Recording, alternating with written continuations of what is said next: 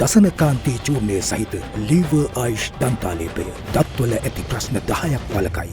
What is Sri Lanka looking at as far as the solutions to the problems are concerned? We have discussions with the IMF. We have come to a staff level agreement, but now we have to deal with our creditors. Once we have a final come to a conclusion with the creditors, then we will go back to the IMF board. So if you are looking at what is the phase we are in, okay, we are implementing some of the prior actions that are required under the staff level agreement, and we've started the discussions with the bilateral creditors. Once that's over, I think we have to do with the private creditors. Already we started the talks with India, but at a lower level. We are just starting the talks with China. We'll have to go to a high level, but we have to now see whether we are doing it before the party conference or after. Since we are just starting the talks, it may have to be just after with China. With China, it may have to be after the party congress. Yeah. Sri Lanka being at a very strategic location geographically, how do you see yourself in the coming years in terms of connectivity, trade, going forward? What is going to be Sri Lanka's role in your view? So Sri Lanka has a big role to play in connectivity and economic base. Also, if you look at it strategically, the two channels 8 and 9 are important for us as much as it's important for India, because all the shipping must go through that. Right. But we also have separate access through Trincomalee into the Bay of Bengal. No, but we can be a sort of a logistic point. There is no logistic center in the Indian Ocean. Between Dubai and Singapore, there's a vacuum, and that itself is useful. It can service part of the Bay of Bengal and also India. So that's where we feel logistics will be a main one,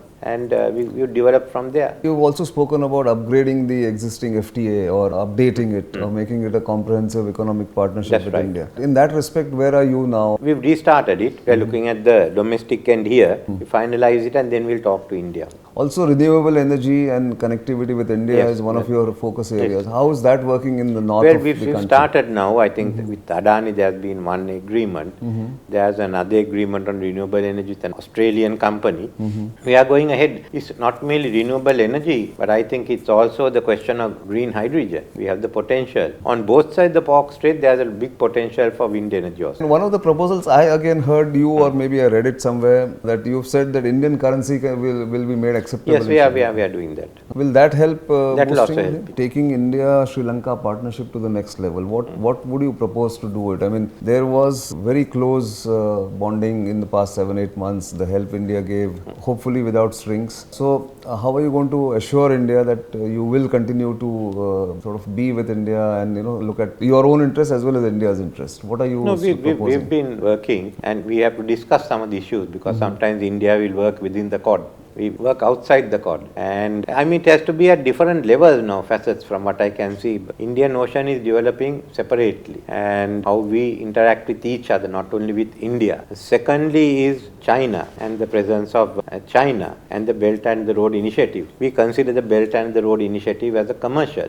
If it has any defense implications or military implications, we won't be there. Of course, with that, China is expanding its presence in the Indian Ocean. Yes. Then India is already there. Now I think for India it's a question of how fast are you growing. That's the internal issue. Our interest has been in commercial and economic. With China? With China. We can't go to war with anyone. We want freedom of navigation here. That's where we are. We've got to work the relationship out just as much as India is working its relationship out with US while having relations with Russia. So all of us have the same problem. Of course. You also acted very tough on the protesters after they sort of subsided a little bit, and you said action must be taken on those who have taken law in their hands. Has that been a bit of a concern for civil society here, or have they accepted it? For the country, they have accepted it.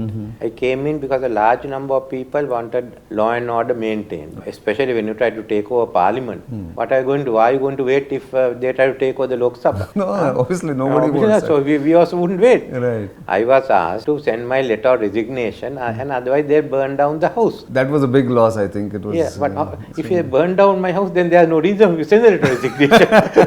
I think that worked in your favor. They should have said. They should have blackmailed you there, perhaps. They should have first tell the into which they burned down the house, and then tell me to. Then you became more adamant, I suppose. And no, then they want to take over parliament. Right. And fortunately, the army acted at that stage. I told the army to preserve parliament. There's no other way.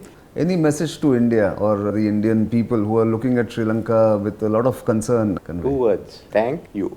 Okay.